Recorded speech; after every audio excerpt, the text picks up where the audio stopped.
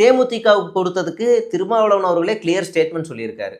அந்த கட்சி வந்து 2 தேர்தலை சந்திச்சு 2வது தேர்தலில் தான் எதிர்கட்சியாக வருது.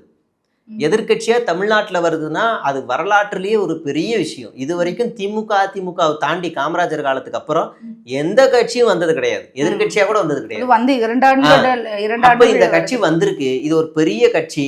அப்ப அந்த கட்சிக்கு ஒரு அங்கீகாரம் கொடுக்கணும்னா இதை கொடுத்துதான் ஆகணும். இப்ப நீங்க தேமுதிக 5 கொடுத்தா என்ன செய்வாங்க? இதுக்கு இது பாஜகவிலேயே இருந்திருக்கலாம்ப்பா, இது எதுக்குப்பான்னு பேசுவாங்கல்ல. 8 கொடுத்தாலும் அதான் பேசுவாங்க. அப்ப பேசுற வாய் பேசுவோம். இது தேமுதிக. கம்யூனிஸ்டுகளுக்கு வருவோம். கம்யூனிஸ்டுகளுக்கு அதிகமாக கொடுத்துருக்கணும். ஆமாம், நிச்சயமாக கொடுத்துருக்கணும், இல்லைன்னு சொல்லலை. ஆனால் அவங்க என்ன சொல்கிறாங்கன்னா, அந்த அளவுக்கு நாம் முன்னேறி இருக்கிறோமா அப்படின்னு அவங்களே கேட்டுக்கிறாங்களா? இல்லை, உண்மைதான். எல்லா கட்சி கூட்டங்கள்லையுமே சொல்லியிருக்காங்க, நாமும் 10 வாங்கணும், 15 வாங்கணும், அந்த டிமாண்ட் பண்ணுற இடத்துல நாங்களும் நகரணும், அதுதான் நம்மளுடைய நியாயம், அதுதான் வேணும், அதுதான் நம்மளுடைய இது.